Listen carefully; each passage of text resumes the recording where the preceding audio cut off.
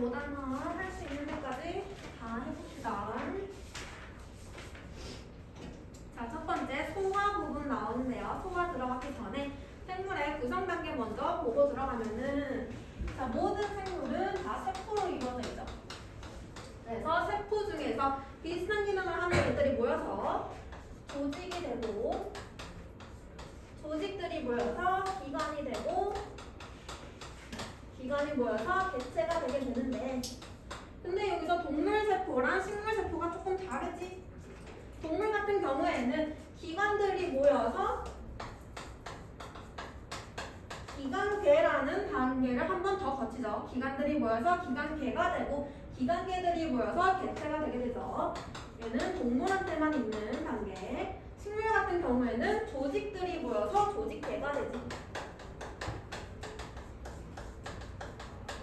그래서 조직계들이 모여서 기관이 되고, 기관들이 모여서 개체가 되죠. 그래서 동식물이 조금 달라요. 식물은 조직계를 가지고, 동물은 기관계를 가지게 됩니다.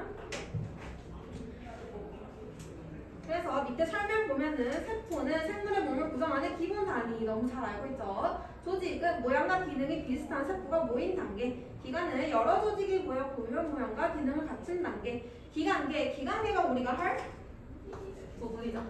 그래서 기관계는 관련된 기능을 하는 몇 개의 기관이 모여 유기적 기능을 수행하는 단계. 여기서는 크게 어려운 부분은 없고요. 세포, 조직, 기관계 각각의 무슨 예시들이 있는지, 근육 조직 혹은 심장 이렇게 줬을 때 얘가 조직 단계인지 기관 단계인지 그 정도만 파악을 할 수 있으면 됩니다. 그래서 이제 밑에 보면은 영양소 부분 들어갔는데, 영양소에는 크게 두 가지로 나눠요. 우리 몸에서 에너지원으로 사용되는 거, 에너지를 만들어내는 거 주 영양소라고 하고요. 에너지 만드는 거 말고 몸을 구성하거나 몸의 기능을 조절하는 애들 부영양소라고 하죠. 그래서 주 영양소에 보면은 세 개, 탄수화물, 단백질, 지방. 얘네 세 개는 에너지를 만드는 거를 주로 하게 됩니다. 그래서 에너지원으로 쓰게 되는데, 그 중에서 탄수화물, 얘가 주된 에너지원이에요. 그래서 우리 몸에서 가장 많이 에너지원으로 쓰는 게 탄수화물이고요. 그래서 탄수화물 다 쓰고 남은 게 있죠. 남은 것들은 지방으로 저장을 합니다. 그 다음에 탄수화물의 경우에는 1g당 4kcal의 에너지를 낼 수 있죠. 그 다음에 단백질 가게 되면은 단백질도 에너지원이긴 한데, 얘도 에너지원은 맞아요. 근데 에너지원으로 쓰기보다는 몸을 구성하거나 아니면 기능을 조절하는 역할을 많이 하게 됩니다.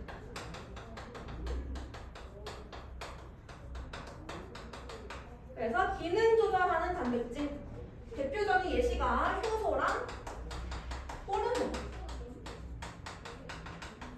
효소랑 호르몬도 단백질인데 얘네들은 에너지원이 아니라 몸의 기능을 조절하는 역할을 하게 되죠. 그래서 효소와 호르몬 등이 있고, 얘도 마찬가지로 4kcal의 에너지를 낼 수가 있습니다. 그 다음에 지방으로 가게 되면 지방도 에너지원으로 사용이 되죠.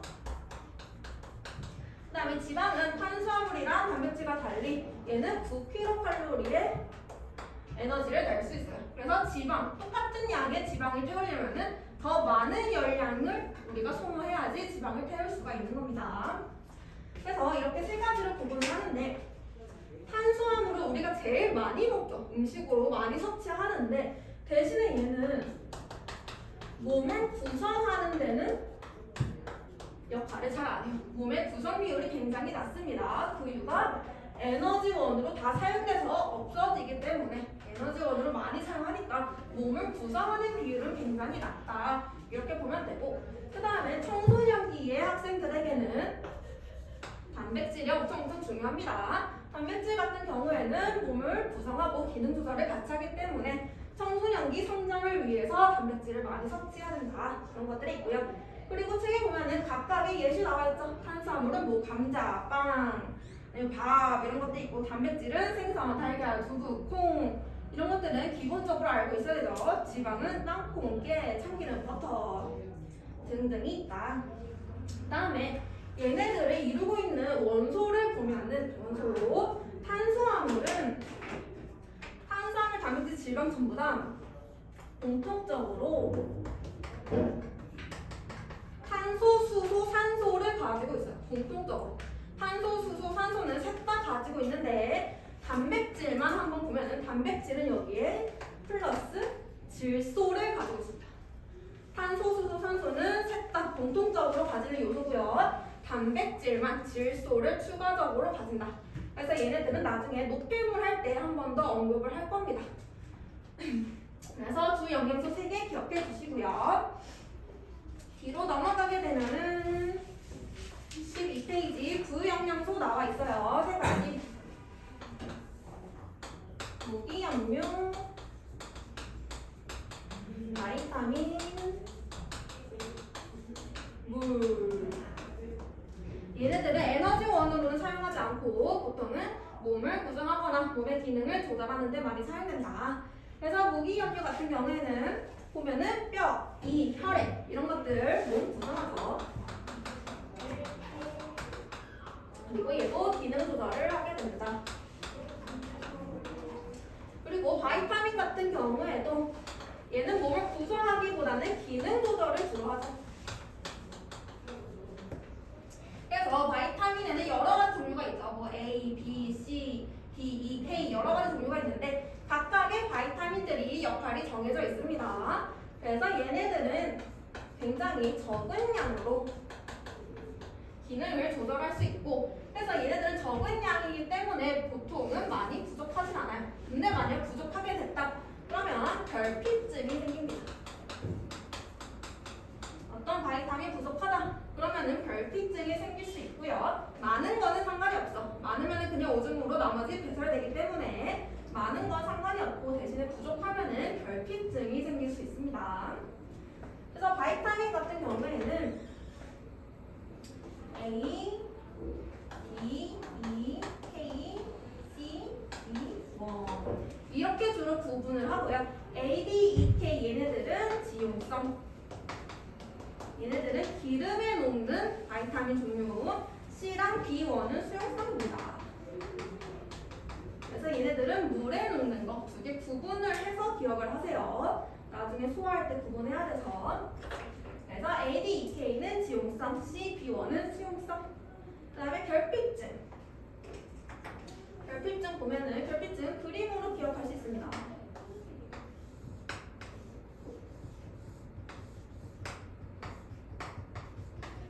자, 그림 하나 그려놓으세요, 거기 옆에. 얘는 결핍증에 관련된 그림이고요. 자, 비타민 A. 그러니까 지금 눈에 있죠, 눈. 비타민 A가 부족하다. 그러면은 야맹증이라는 결핍증이 생깁니다. 잘 안 보이는 거 야맹증, 눈이랑 관련된 병이고요. 그 다음에 C, 비타민 C가 없게 되면은 입 안에 혈관이 터지는 것들, 배혈병이라고 해요. 입 안에 염증들이 생기는 거 배혈병이라고 합니다. 그 다음에 비타민 D 같은 경우에는 구루병,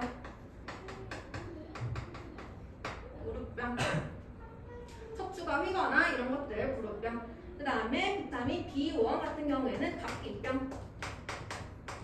각기병은 다리가 붓는 그러한 질병을 얘기해요. 그래서 A는 야맹증, C는 배혈병, D는 구루병, B는 각기병. 각각이 부족할 때 어떤 결핍증 생기는지 같이 기억을 해주시고,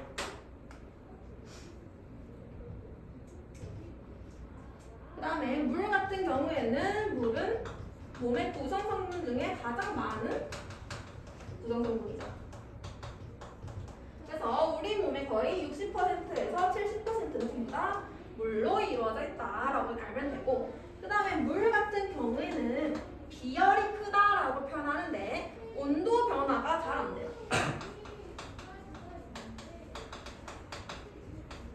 물은 온도가 잘 변하지 않습니다.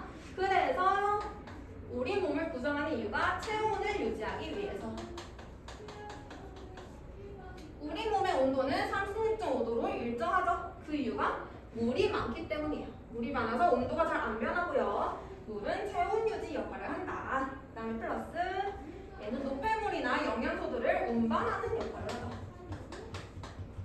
물은 혈액 속에 많이 포함되어 있고 그러한 혈액들이 노폐물이나 영양소를 우리 몸 각각으로 운반을 해준다.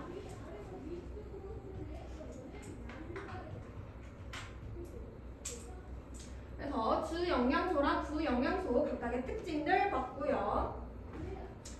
그 다음에 4번 영양소 검출. 영양소 검출은 주영양소, 얘네들을 검출하는 방법인데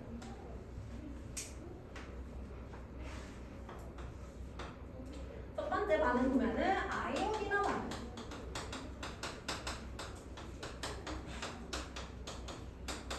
아이오디나 반응은 녹말을 검출하기 위한 실험이에요. 녹말은 탄수화물이죠. 그래서 어떤 용액에 녹말이 있는지 없는지 확인하기 위해서 그래서 아이오디나 반응을 시켜보게 되고요. 이때 사용하는 용액은 아이오디나 칼륨 용액.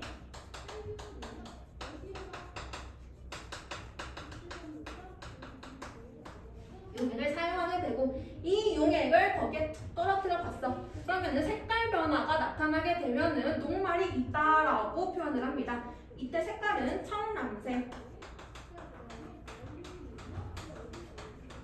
이 용액을 떨어뜨렸더니 청藍색으로 변했다. 그럼 그 안에 녹말이 있구나. 이렇게 생각하는 거. 두 번째는 베네딕트 반응. 베네딕트는 포도당을 검출하는 반응입니다.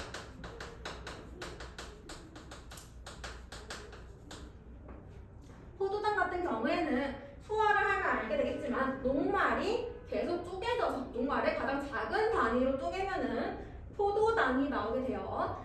얘는 보통 포도당 검출의 반응이긴 한데 포도당 말고 과당이나 혹은 엿당도 같이 검출이 돼요. 꼭 포도당만 검출되는 건 아니고 과당이나 엿당 같은 경우에는 포도당이 탄소가 1개로 이루어져 있다. 이런 식으로 하면은 과당이랑 엿당은 2개, 녹말은 3개. 이런 식으로 점점 커지는 단위라고 생각하면 되고 그래서 포도당뿐만 아니라 과당, 엿당 조금 더 큰 단위도 검출이 가능하다라고 생각해주면 됩니다. 그래서 포도당 검출을 할 때는 여기 보면은 베네딕트 용액 쓴다고 나와있죠. 베네딕트 용액을 사용한다. 그래서 베네딕트 용액 떨어뜨렸더니 색깔 변화가 일어나게 되고 그때 색깔이 황적색이 되었다. 그러면 그 안에 포도당이나 혹은 과당이나 엿당이 들어있구나. 이렇게 알 수 있겠죠. 그 다음에 세 번째, 뷰렛 반응. 뷰렛 반응은 단백질을 검출하는 반응입니다.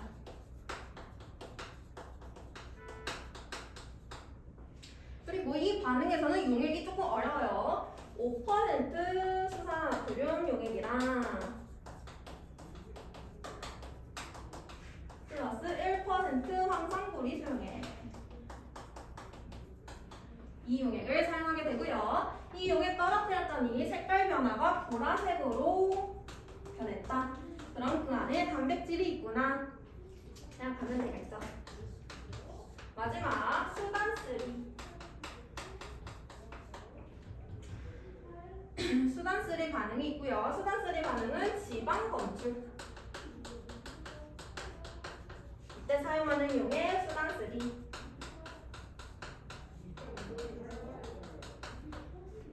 그래서 어떤 물질에 수단3 떨어뜨렸다. 그랬더니 색깔 변화 선홍색으로 변했다.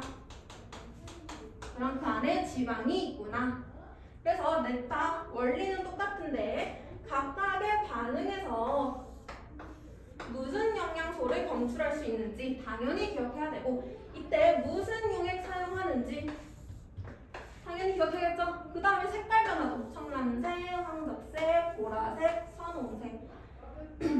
그래서 이것 중에 하나만 정보가 주어도 그게 뭘 나타내는지 그 안에 무슨 용액이 있고 무슨 색으로 변하는지 다 알 수 있어야 돼요. 굉장히 중요한 반응들입니다. 그래서 영양소 검출 4가지 반응 다 기억해 주시면 되고요. 그리고 나서 본격적으로 소화 들어갈 겁니다. 소화. 지우야, 자지 말고.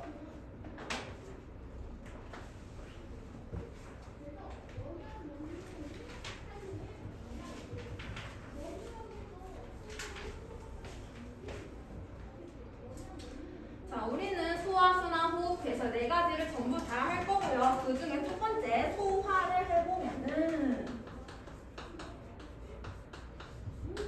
자, 우선은 소화를 해야 하는 이유는 우리가 음식물을 섭취하죠. 그럼 그 음식물 안에 있는 영양소를 우리가 사용을 해야 돼, 그치? 근데 음식물이 너무 커. 그러면은 얘는 영양소를 사용할 수가 없어요.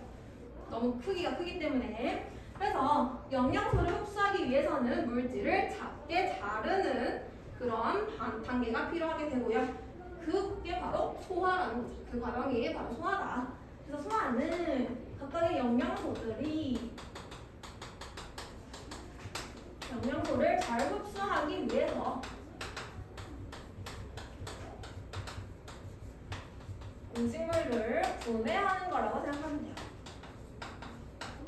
작게 분해하는 과정이다.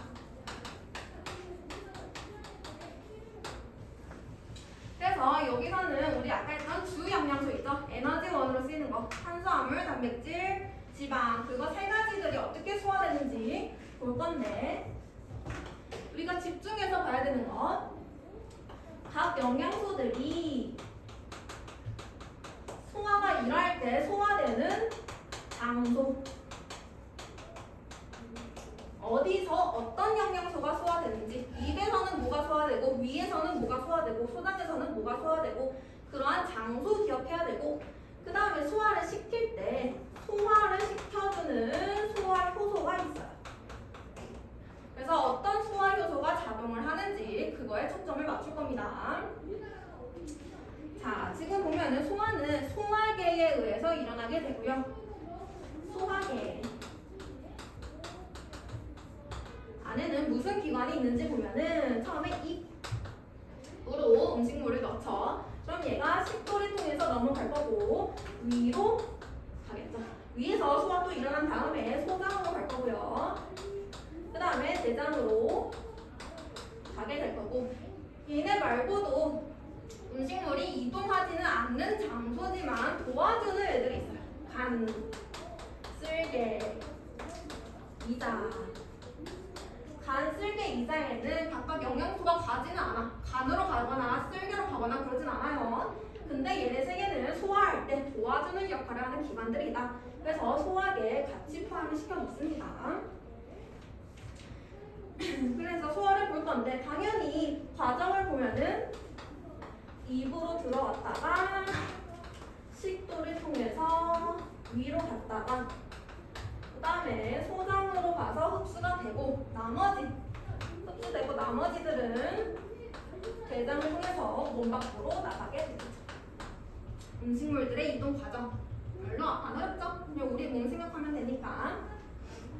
그래서 우리는 어디서 볼 거냐면 입에서 일어나는 소화 볼 거고, 위에서 일어나는 소화 볼 거고, 소장에서 일어나는 소화를 볼 거예요. 이 3가지 장소를 기억하고 있으면 됩니다. 자, 입부터 해보자.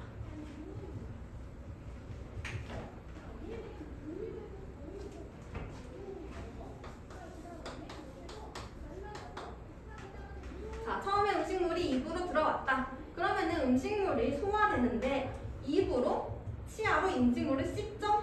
씹게 되면 음식물이 잘게 쪼개지는 걸 알 수가 있습니다. 그래서 입에서는 우선은 기계적 소화가 먼저 일어나는데, 기계적 소화라는 거는 물리적으로 소화되는 거. 기계적 소화 말고는 화학적 소화가 있어요. 그거는 물리적이 아니라 화학적으로 소화 일어나는 거. 그래서 기계적 소화, 우리가 씹는 거, 저작운동이라고 해요. 그래서 음식물을 씹어서 먼저 작게 만들게 되고요. 그 다음에 이제 화학적 소화가 일어날 건데,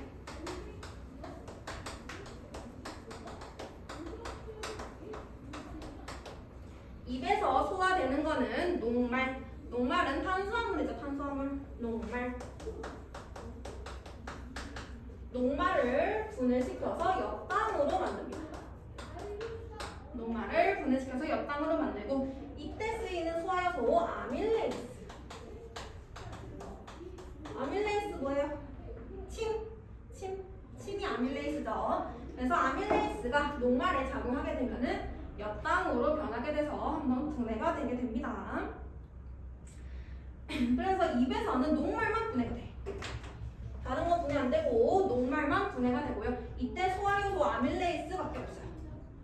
그 다음에 이제 위로 넘어가 보면은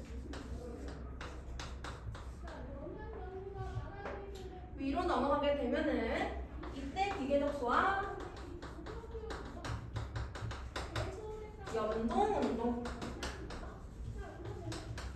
연동운동은 위 안에서 음식물이랑 소화효소를 섞어주는 거를 연동운동이라고 해요. 위가 가만히 있는 게 아니라 얘가 조금 움직이면서 얘네들을 섞어주게 됩니다. 그 다음에 화학적 소화 보면은 위에서 소화가 되는 영양소는 단백질밖에 없어요.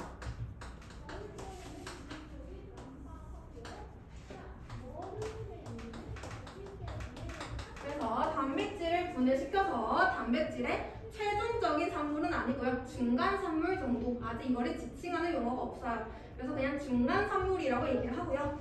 단백질의 중간 산물로 분해를 시키게 되는데 이때 작용하는 소화효소는 펩신.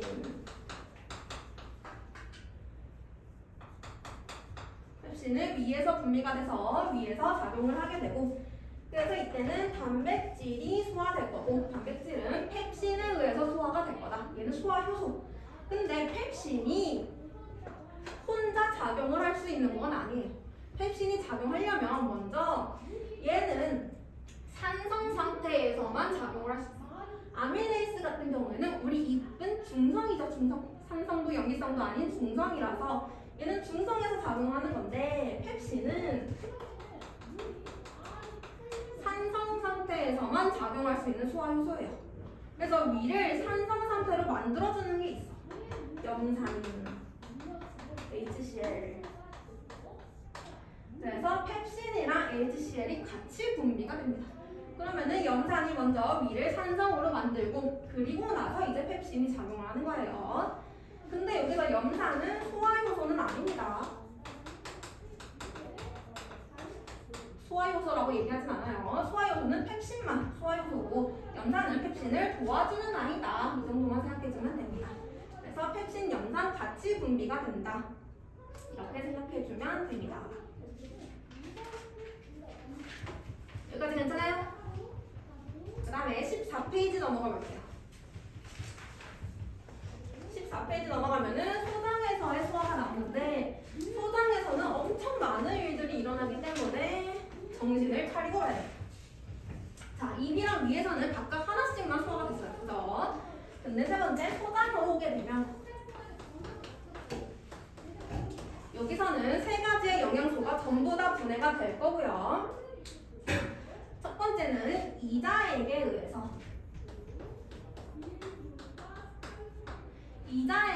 소화가 될 건데 이때 이자액은 이자에서 소장으로 분비가 되는 거예요. 이자에서 이자액을 소장으로 분비시켜.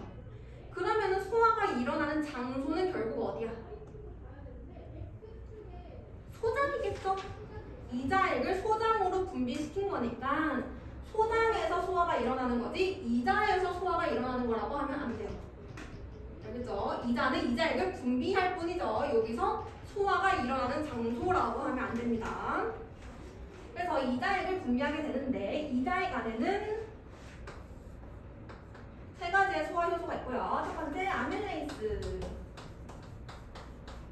두 번째 트립신, 세 번째 라이페이스.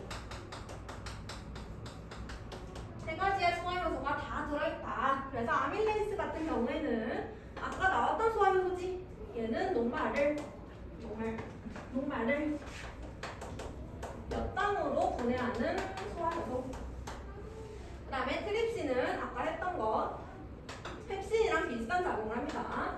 단백질을 중간 산물로 분해시키는 거. 그다음에 라이페이스는 지방의 소화를 하는 건데요. 라이페이스 혼자서만 하면 안 되고 지방의 소화를 하기 위해서는 쓸개즙이 필요해요. 쓸개즙의 별표 쳐놓으세요. 쓸개즙에서 오감률이 굉장히 높은 편이고요. 쓸개즙은 소화효소 아닙니다. 소화효소 아니고 얘는 지방의 소화를 도와주는 애. 아까 염산 같은 애 있죠? 염산. 그것처럼 지방의 소화를 도와주는 애고 쓸개즙이 하는 역할은 지방을 작게 만들어주는 역할. 얘는 화학적 소화가 아니고요. 아까 입에서 음식물 씹어서 작게 만드는 거 있죠? 그것처럼 얘도 지방을 작게 만들어주는 거야. 작게 만들면 뭐가 좋을까? 왜 작게 만들까요? 원래 지방이 이렇게 컸어. 근데 이거를 쓸개즙이 작게 만들었어. 그러면은 소화에서 유리한 점이 표면적이 넓어져요. 소화 효소가 작용할 수 있는 표면적이 넓어집니다.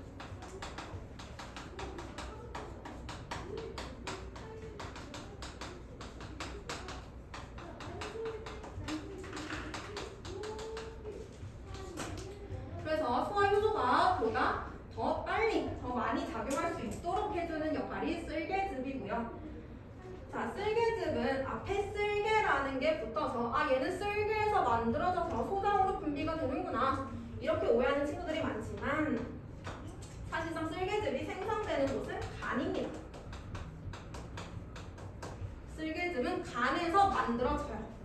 만드는 거는 간. 그래서 아까 소화계에서 간, 기관 포함됐었죠. 그 이유가 쓸개즙을 만들기 때문에. 그 다음에 간에서 만들었어. 만들어진 쓸개즙을 쓸개에 저장하는 형태.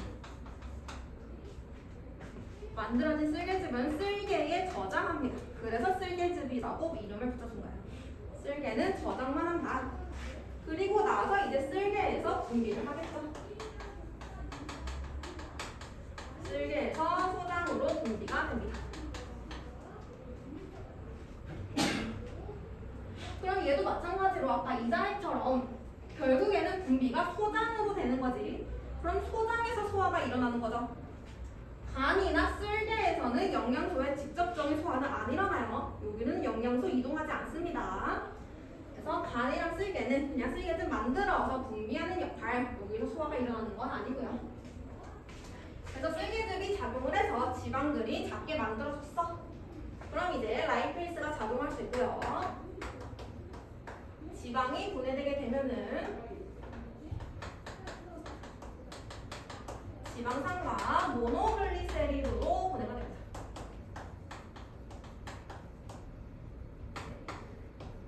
지방산과 모노글리세리드, 이거는 지방 소화의 최종 산물이에요. 최종 산물.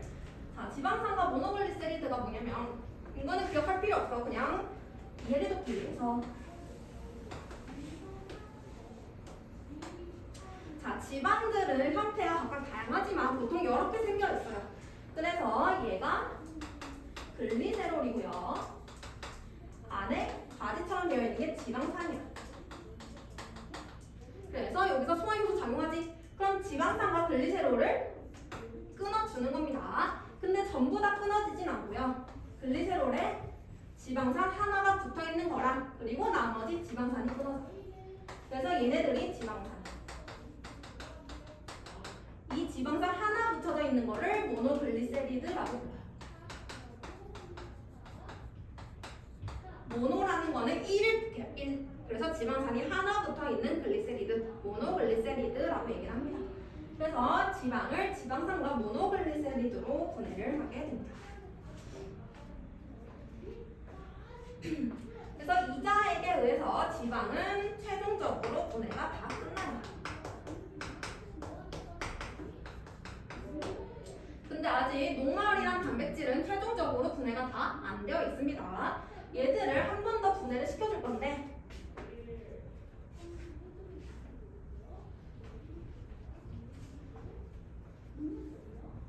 그때 작용하는 게 소장의 소화효소.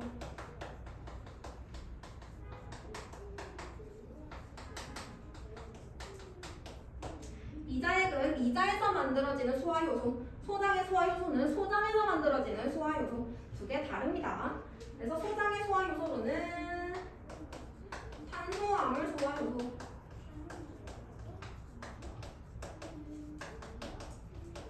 있고 단백질 소화효소.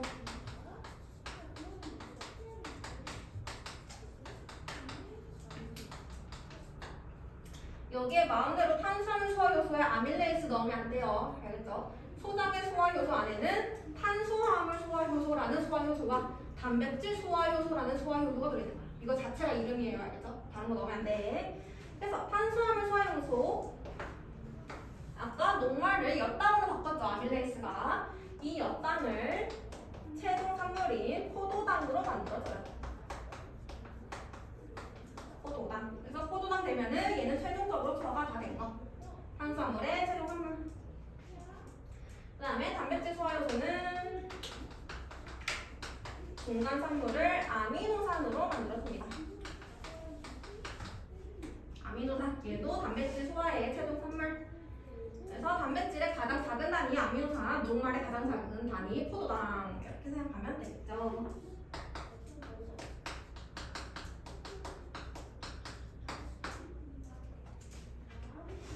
그래서 소장에서는 굉장히 많은 소화들이 일어나게 되고요. 우린 지금 장소에 따라서 한번 구분을 해봤는데 장소 말고 영양소에 따라서 구분해보면, 자, 첫 번째 녹말. 녹말은 입에서 아밀레이스에 의해서 첫 번째 소화 일어나고, 두 번째 소장의 아밀레이스에 의해서 두 번 소화 일어나고, 소장의 탄수화물 소화효소에서 세 번째 소화가 일어나게 됩니다. 그 다음에 단백질은 위에서 펩신에 의해서 첫 번째 소화가 일어나고요. 소장에서 트립신에 의해서 두 번째 소화 일어나고, 소장의 단백질 소화효소에 의해서 세 번째 소화가 일어납니다. 얘도 세 번 일어나고, 지방은 이자에게 의해서 라이페이스에서 한 번 소화가 일어나는데 이게 끝이다. 지방은 한 번만 소화 일어나고, 이때 도와주는 애 쓸개즙 같이 도와준다. 이렇게 생각하면 됩니다. 그래서 거기 중간에 5번 소화의 전 과정 보면은 이제 세 가지 녹말, 단백질, 지방이 각각 어디서 뭐에 의해서 소화가 일어나는지 잘 정리가 되어 있죠. 그 그림에 별표 쳐놓고 계속 보고 연습을 하세요. 보면은 장소랑 소화액이랑 소화효소 전부 다 나와 있어. 소화액이랑 소화효소는 조금 다른 말이에요. 소화액은 아까 했던 이자액 같은 거, 이자액. 이게 소화액. 근데 소화효소는 이자액 안에 들어있는 효소가 소화효소. 조금 다르죠. 그래서 소화액이랑 소화효소 조금 달라요. 예시 들면 쓸개즙. 쓸개즙은 소화액이야. 하지만 소화효소는 없죠. 쓸개즙 안에. 얘는 아무것도 소화시키지 않으니까. 쓸개즙은 소화액. 이자액이랑 소장의 소화효소 전부 다 소화액.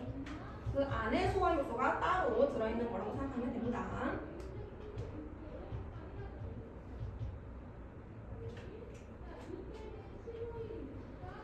여기까지 됐어요? 됐어요? 내용이 외울 게 굉장히 많아요. 국문에서.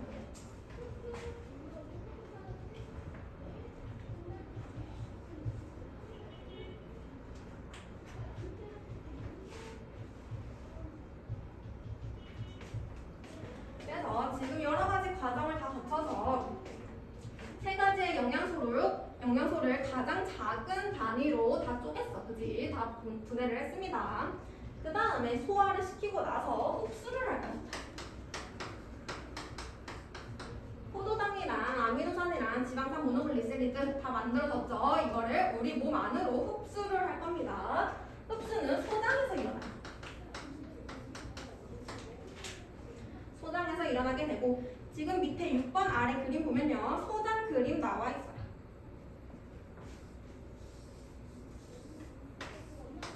소장에 보면은 털 같은 모양으로 나와 있는 게 있는데, 돌기 같은 게 있는데, 그거를 융털이라고 얘기합니다. 융털, 작은 돌기. 그래서 그림 보면은 소장이 굉장히 주름져 있는 거 보여요. 소장의 구조가 굉장히 주름져 있고, 그거를 좀 더 자세히 보면은 수많은 융털들이 존재합니다.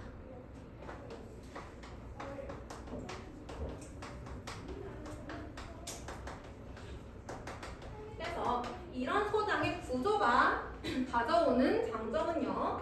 아까 얘기했듯이 표면적을 넓혀줘요. 표면적. 주름져 있고 융털이 나 있다. 이런 것들은 표면적을 넓혀줘서 흡수를 더 잘할 수 있도록. 흡수가 더 많이 되도록. 우리 수건 같은 거 보면은 수건도 자세히 보면은 작은 융털 같이 돌기 나 있는 거 알아요? 그것도 물을 흡수 잘하도록 표면적을 넓혀준 거죠. 그거랑 똑같이 소장도 융털이랑 주름져 있으면서 표면적을 넓혀준다. 그래서 여기서 흡수가 굉장히 많이 일어날 수 있다.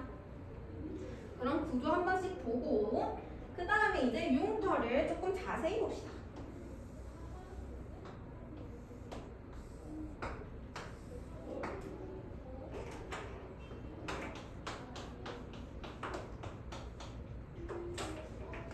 자, 융털을 자세히 보게 되면은 이 융털 안에 하나의 관이 들어가 있어요.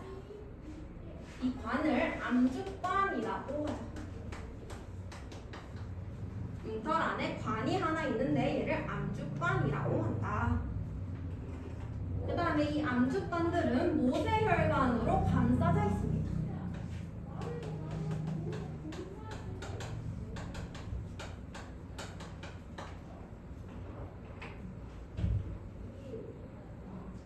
그래서 우리가 이제 영양소들이 전부 다 소화가 됐어. 그러면은 소장에서 흡수가 될 건데 영양소에 따라서 암주관으로 갈 거냐 모세혈관으로 갈 거냐가 달라져요. 암주관으로 가는 것들은 지용성인 것들은 전부 다 암주관으로 가고 수용성인 애들은 모세혈관으로 갈 거야. 기름에 녹는 거는 암주관, 물에 녹는 거는 모세혈관. 그래서 모세혈관 먼저 봅시다. 수용성인 영양소 뭐가 있냐면 아까 했던 거 포도당, 아미노산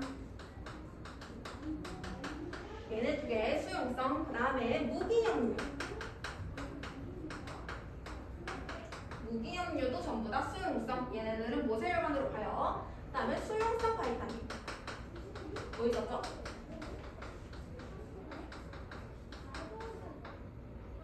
B1이랑 C 이거 두 개는 모세혈관으로 가요. 그 다음에 지용성 아까 지방 분해된 거 지방산과 모노글리세리드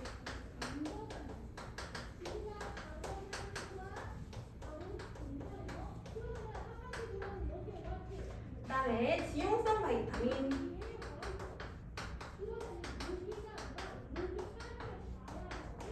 A, D, E, K 네, E, D, K 그래서 각각으로 가는 영양소 다르니까 당연히 기억을 해둬야 되고요. 그 다음에 모세혈관 같은 경우는 모세혈관이 이제 동맥, 정맥들이랑 연결되어서 심장으로 들어가게 되고 암주관은 림프관이라는 관을 거칩니다.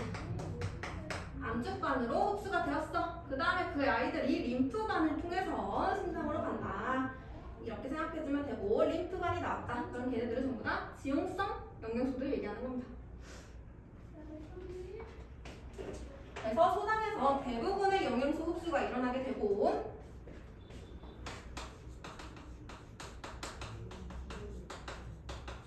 그 다음에 소장에서 물도 흡수가 돼.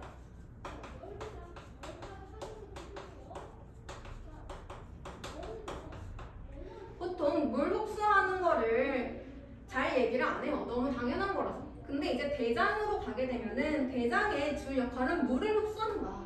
그래서 이제 물어봐. 물을 많이 흡수하는 곳, 물을 가장 많이 흡수하는 곳이 어디냐? 그럼 아이들이 다 대장이라고 합니다. 대장에서만 물 흡수를 배우기 때문에. 근데 사실은 물을 가장 많이 흡수하는 곳은 소장이에요. 소장에서 물을 대부분 다 흡수하고요. 나머지 물을 대장에서 흡수하는 거야. 근데 대장에서 물을 흡수한다고 얘기하는 이유는 대장의 역할이 그거밖에 없기 때문에. 그래서 물은 대장에서 흡수한다 이렇게 얘기를 많이 합니다. 하지만 소장에서 대부분의 물은 다 흡수가 된다. 그리고 나머지 흡수되지 않은 것들이 대장에서 흡수가 된다. 그렇게 기억을 해줘야 돼요. 그래서 밑에 보면은 대장의 작용도 나와 있죠. 소장에서 영양소가 흡수되고 남은 물질은 대장 있습니다. 소화액이 분비되지 않아서 소화작용은 거의 일어나지 않고 대장에서는 아무런 소화작용 안 일어나고요. 주로 물이 흡수되게 됩니다. 이거는 대장의 역할을 얘기한 거지 대부분의 물이 흡수된다라고 얘기하는 게 아닙니다. 자, 물이 빠져나가고 남은 물질은 대변이 되어 항문을 통해 몸 밖으로 나간다. 나머지는 우리가 알고 있는 내용이죠. 자, 그 다음에 그 옆에 플러스 강의 보면은 간, 쓸개, 이자 그림 보여요? 그 그림 한 번씩 보세요. 보통 문제가 나올 때 우리 몸의 모양, 우리 몸의 구조를 주고 이게 간인지 쓸개인지 이자인지 제시를 안 해줍니다. 그래서 그림만 보고도 뭐가 간이고 뭐가 쓸개고 뭐가 이자인지 구분할 수 있어야 돼요. 그래서 소장 위에 있는 노란 색깔이 이자고요. 그 다음에 그 위에 큰 게 간에 붙어있는 게 쓸개.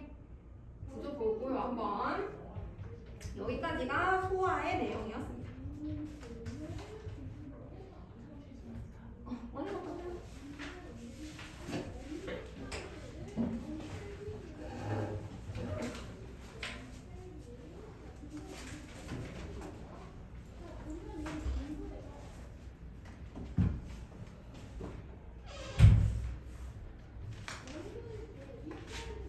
혹시 여기까지 모르겠는 거?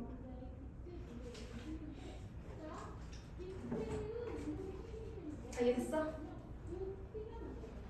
오케이.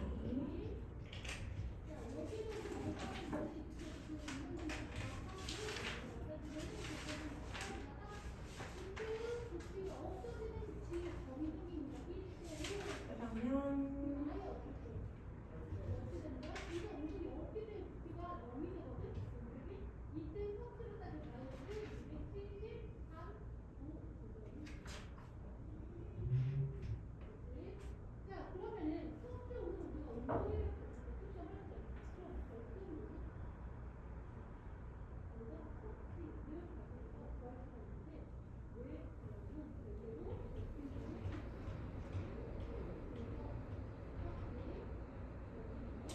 (16) 페이지로 넘어오세요. 자, 16페이지 보면은 실험 2개 나와야 되고요. 둘 다 소화에 관련된 실험입니다. 첫 번째 영양소 검출. 아까 영양소 검출 4개 반응했었죠. 그래서 시험관을 보면은 시험관 A에는 아이오딘이나 칼륨 용액을 2망울 넣는다. 아이오딘이나 칼륨 용액은 무슨 반응이지? 녹말 검출하는 아이오딘이나 반응. 시험관 B는 베네딕트 용액을 2방울 넣는다. 베네딕트는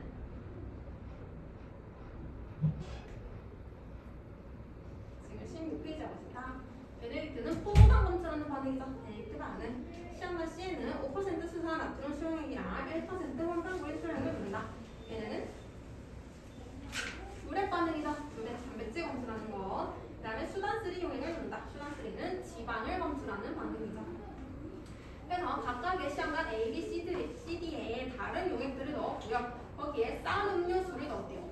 그러니까 얘는 이제 쌀 음료수 안에 무슨 영양소가 있냐 그거를 검출하는 반응이 되겠죠. 근데 시험관 B에 보면은 베네딕트 용액을 넣고 80도에서 90도씨의 물에 담가둔다라고 되어 있죠. 보통 베네딕트 반응을 할 때는 가열하게 되면은 색깔 변화가 빨리 나타나게 돼요. 가열을 안 하면은 너무 느려서 보통은 가열을 하게 됩니다. 그래서 결과를 봤더니 시험관 A에서는 청藍색으로 변했다. 청藍색으로 변했다는 얘기는 그 안에 녹말이 들어있겠구나 라는 걸 알 수 있고요. B에서는 쌀 음료수와 우유가 황적색으로 변했다. 즉, 쌀 음료수와 우유에 포도당이 들어있구나 혹은 엿당과당이 들어있구나. 그 다음에 C, 듀렛 반응 해봤더니 우유에서만 보라색으로 변했다. 그럼 우유 안에 단백질이 있구나. D에서는 식용유와 우유에서 선홍색으로 변했다. 식용유와 우유 안에 지방이 있구나. 그래서 각각의 용액 안에 무슨 영양소가 있는지 확인할 수 있겠죠? 괜찮지? 안 맞죠? 그래서 이거는 4가지 반응 그것만 잘 알고 있으면 어렵지 않은 실험이고요. 자, 17페이지 오면은 침의 작용. 침 안에는 무슨 소화 효소 있다고 했죠? 아밀레이스. 아밀레이스는 뭐 보내는 거지?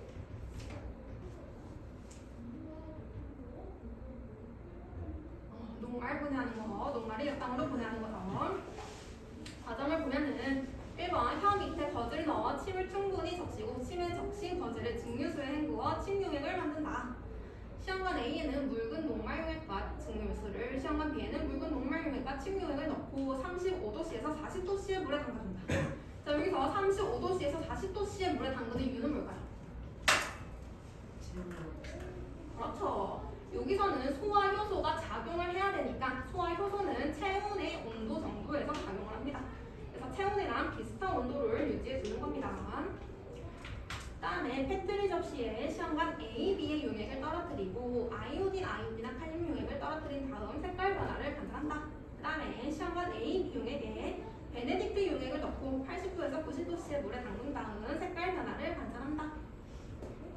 그래서 보니까 시험관 A에서는 아이오딘 반응에 의해서 청량색으로 변했고요. 시험관 B에서는 베네딕트 반응에 의해서 황금색으로 변했습니다.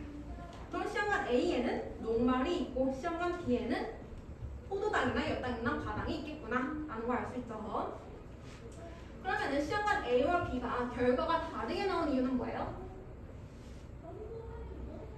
여기 뭐가 작용한 거야? 아까 시험관 B에 녹말이랑 침을 넣어줬었죠. 그래서 이 침이 녹말이 엿당으로 분해를 하니까 그래서 시험관 B에서는 녹말은 없고 전부 다 엿당으로 분해가 되었다라는 걸 알 수 있는 실험입니다. 그래서 정리 보면은 침 속에 들어있는 소화효소인 아밀레이스는 녹말을 엿당으로 분해한다. 이거를 알아낸 실험이죠. 괜찮아요? 오케이. 자, 넘어가 봅시다. 시간이 없어서 문제 푸는 거는 조금 스킵할게요. 자, 24페이지 오면은 순환이 나와 있는데, 자, 순환계는 물질을 운반하는 기능을 담당하며 심장, 혈관, 혈액으로 이루어져 있다.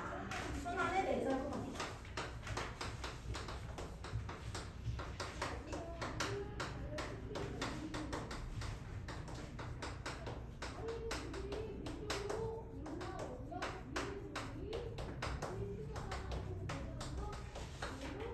근데 지금 보면은 심장이랑 다 나와 있는데 우리는 넘어가서 혈액부터 볼까요? 26페이지.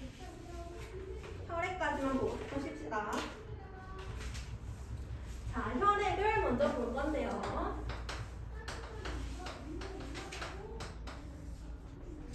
자, 혈액을 보면은 혈액 안에 액체 성분이 들어있고 고체 성분이 들어있어요. 그래서 액체 성분을 혈장이라고 얘기하고 고체 성분을 혈구라고 얘기합니다. 혈장은 액체, 혈구는 고체. 그래서 혈액의 한 55%가 혈장이고요. 한 45%가 혈구라고 보시면 돼요. 혈장이 조금 더 많죠. 그래서 혈장 같은 경우에는 대부분 한 90%가 물로 이루어져 있습니다. 대부분이 물로 이루어져 있는데 내가 여기에 퍼센트를 여러 가지 하다 보니까 이제 문제에서 이렇게 나와요. 혈액의 90%는 혈장이다. 맞아요? 틀려요? 혈장의 90%는 혈장은 혈액의 55%고요. 혈장의 90%가 물입니다. 그렇죠. 여기까지 괜찮아. 근데 문제에서 혈액의 90%가 혈장이다. 굉장히 헷갈리게 나와요. 아니죠. 혈액의 혈장은 55%만 됩니다. 혈장 안에서 물이 90% 있다는 거지. 그치? 혈장이 90%라는 게 아니에요. 그래서 그런 괜히 말장난에 넘어가지 마시고 그 다음에 혈장 같은 경우에는 옅은 노란색 액체 얘는 노란색을 띠게 되고요. 혈구는 다시 세 가지로 구분을 할 수가 있어요. 자, 혈구에는 첫 번째 적혈구, 두 번째 백혈구, 세 번째 혈소판. 세 가지 종류의 혈구가 있게 되고 각각의 특징들을 보면은 적혈구는 우선은 원반 모양인데요. 중간이 조금 움푹해 있는 원반 모양을 이루어져 있고요. 적혈구는 대부분 모양이 다 비슷비슷해요. 근데 백혈구나 혈소판은 모양이 불규칙적입니다. 일정한 모양이 없어요. 혈소판도 마찬가지고. 그 다음에 얘네들은 세포야, 세포. 세포인데 세포는 보통 핵을 가지고 있지. 근데 얘네 좀 특이해요. 세포들인데 백혈구만 핵이 있어요. 적혈구와 혈소판은 핵을 가지고 있지 않습니다. 액은 백혈구 안에만 있다 생각해주면 되고, 그 다음에 적혈구가 하는 역할은 산소 운반. 적혈구는 우리가 호흡해서 이 산소들을 각각의 세포로 보내주는 역할을 하게 되는데, 이 역할을 할 수 있는 이유는 적혈구 안에 헤모글로빈이라는 성분이 있기 때문이에요. 헤모글로빈. 헤모글로빈의 특징은 우선 붉은색. 그리고 얘는 산소와 결합을 잘합니다.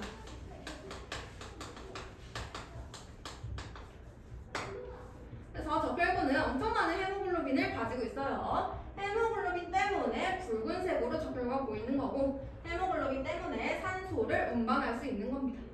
그래서 산소와 결합을 하고 이제 조직세포로 간 다음에 산소를 거기에 건네주게 되죠. 그 다음에 백혈구.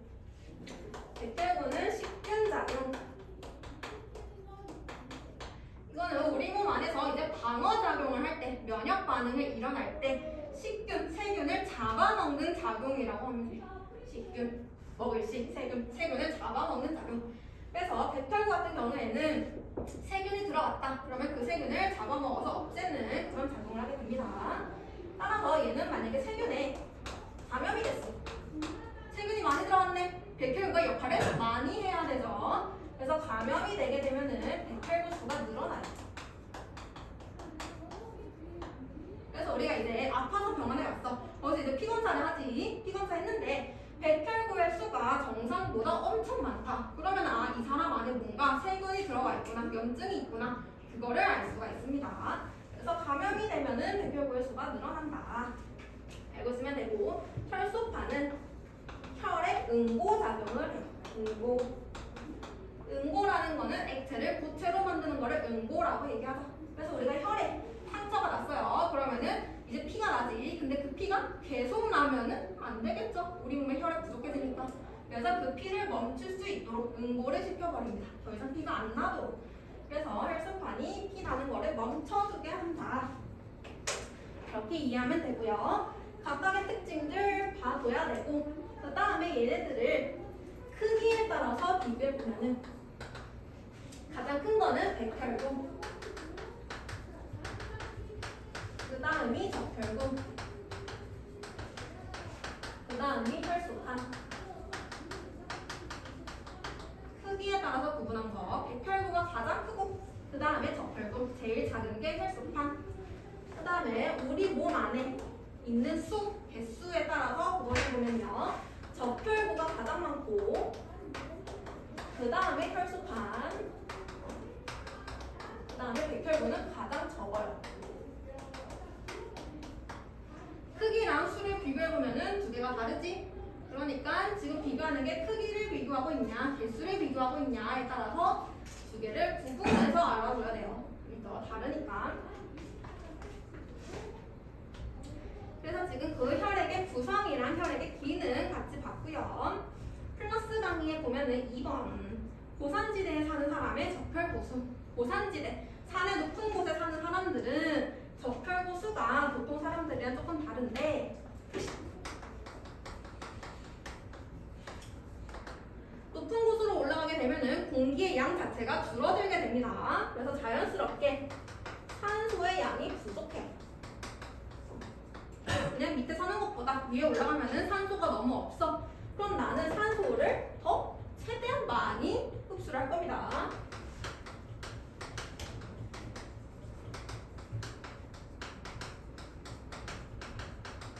그래서 산소, 그나마 있는 산소를 최대한 많이 흡수하기 위해서 적혈구의 수를 늘려요.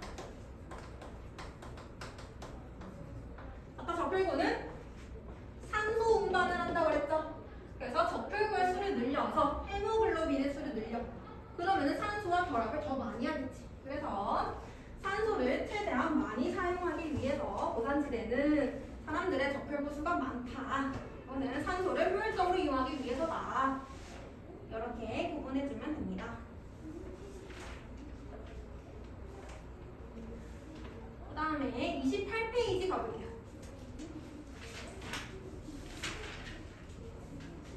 28페이지 보면은 혈액 관찰 실험이 하나 나와 있는데, 혈액 관찰 실험의 별표.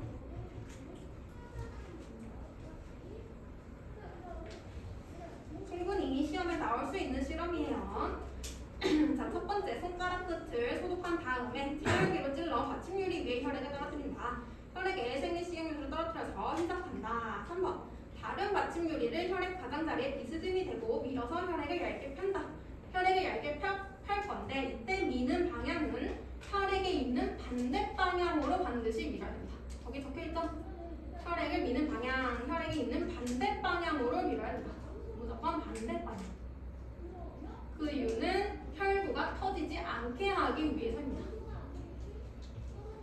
그래서 무조건 반대 방향으로 밀어야 되고요. 그 다음에 혈액에 에탄올을 떨어뜨리고 말린다. 에탄올 동그라미. 에탄올 같은 경우는 우리가 지금 혈액을 관찰할 건데 그 안에 있는 혈액들을 잠깐 멈춰놓는 역할을 해요. 지금 그 상태 그대로 고정시켜 놓는 역할을 합니다. 그래서 세포의 모양이 변형되지 않고 살아있을 때 형태를 유지하게 합니다. 이 과정 자체를 고정이라고 얘기를 해줍니다. 그래서 고정할 때는 에탄올을 사용한다. 알고 있으면 되고, 그 다음에 김사액을 떨어뜨려 혈액을 염색한 후 물로 씻어내고 말린다. 김사액 동그라미. 김사액은 핵을 염색시키는 유액이에요. 핵. 아까 세 가지 혈구 중에 핵은 누가 가지고 있다고 했죠? 백혈구만 핵이 있다고 했지. 따라서 김사액은 백혈구의 핵을 염색시킨다고 보면 됩니다. 그 다음에 이 핵을 보라색으로 염색을 시켜요. 보라색. 그리고 나서 이제 현미경으로 관찰을 해봅니다. 관찰을 하게 되면은 두 가지 종류가 관찰이 되는데, 지금 보면은 보라색으로 염색되어 있는 거 보여요? 보라색으로 염색이 되어 있는 거는 핵이 있구나, 얘는 백혈구구나 라는 걸 알 수 있고, 그 다음에 적혈구는 핵이 없어. 그래서 염색은 안 되고요. 대신에 빨간색으로 보여요. 적혈구 자체가 붉은색을 띠고 있죠. 그래서 적혈구는 굳이 염색을 안 해도 붉은색으로 관찰이 됩니다. 그래서 적혈구, 백혈구는 관찰이 가능한데 여기서 혈소판은 없죠. 혈소판은 투명한 색인데다가 핵도 없기 때문에 관찰이 되지 않습니다. 그래서 혈소판은 관찰이 되지 않는다. 알고 있으면 되고, 관찰했더니 적혈구가 가장 많이 관찰되는 거 볼 수 있고, 백혈구는 보라색으로 관찰되는 거 볼 수 있죠. 이걸 통해서 혈구 중에서는 적혈구가 가장 많다를 알 수 있고, 두 번째, 백혈구는 핵을 가지고 있다라는 것을 알 수 있는 실험이에요. 여기서 굉장히 많은 것들이 나올 수 있어요. 첫 번째는 혈액 미는 방향 나올 수 있고, 그 다음에 에탄올이 하는 역할 나올 수 있고, 그 다음에 김사액은 뭘 염색시키는지 볼 수 있고, 이 결과를 통해서 알 수 있는 점, 굉장히 많은 부분들이 나올 수 있는 실험이라서 많이 봐주세요. 자, 여기까지가 혈액 내용이었습니다. 혹시 질문 있는 사람?